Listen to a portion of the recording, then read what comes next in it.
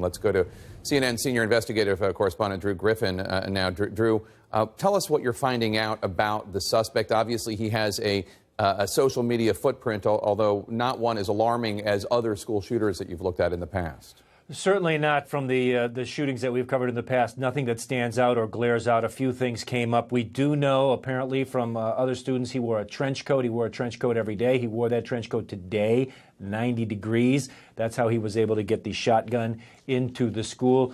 We also know, just from a couple of students, that he was quiet. But as the governor said, and as we found on his Facebook page and other social media before it was taken down, this suspect really didn't have any warning signs, and as the governor called him, he was a clean slate. And Drew, moments ago, we learned from authorities that they're investigating at the very least, the possibility of accomplices. Tell us about that. Yeah, we do know that there was an 18-year-old student who was detained. According to the governor, that student acted suspiciously or acted strangely at the school after the incident, was taken into custody, and then the governor referred to another suspect. Didn't give us any details on that, but it sounds like an investigative lead led them to that. One other thing the governor said in response to a question, Jake, no reason to suspect any person other than the suspect in custody was involved in making those bombs. Demetrius Pogorchis, 17, had scant details of his life on Facebook before the page disappeared, but this is what CNN was able to confirm before Facebook removed him from its platform. Pogorchis says he started attending Santa Fe High School 3 years ago. He posted pictures of himself showing what appears to be a normal, nondescript high school student. But on April 30th, less than a month ago, he also posted this, a custom black T-shirt that says, "Born to Kill." Indications are the shooter may have been wearing this T-shirt when he went to school this morning. Another post, a black duster jacket with Nazi, communist, fascist, and religious symbols. And under the name Kamikaze, Pogorchis posted 3 rap songs on YouTube. That is it. The rest, typical teen. A photo of him in a church group. Other photos showing an average American. On his Facebook page, he showed interest in joining the U.S. Marine Corps starting in 2019, he wrote. Before high school, he attended Santa Fe Junior High, where he was listed on the 6th grade honor roll. He was mentioned as a standout player on the school's JV football team a few years ago, but that is it. Law enforcement tells CNN at this point they have no reason to believe he was on anybody's radar, and so far there is no explanation for why he would have done this.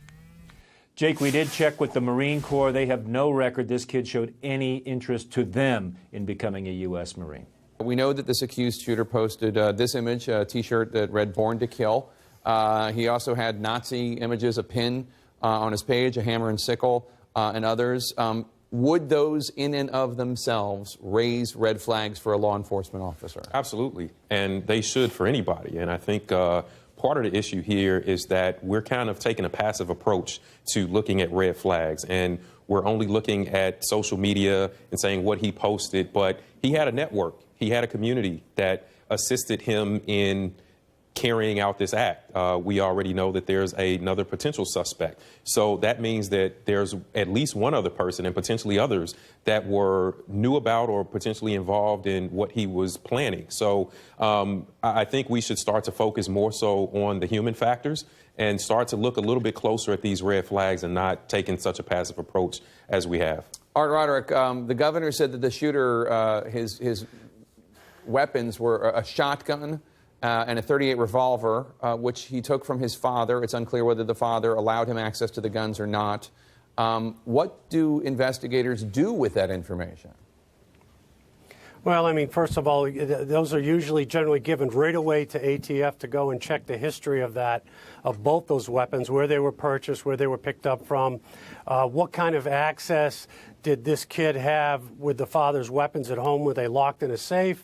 Did he have access to the safe? So there's a lot of questions about how he actually got his hands on the weapons. It appears at this particular point in time, those weapons were purchased legally. It's just going to be a matter of how he accessed them to bring them into school that day. And one quick point on the social media end of it, Jake, I think we tend to strictly look at Facebook, Twitter, Snapchat, email accounts.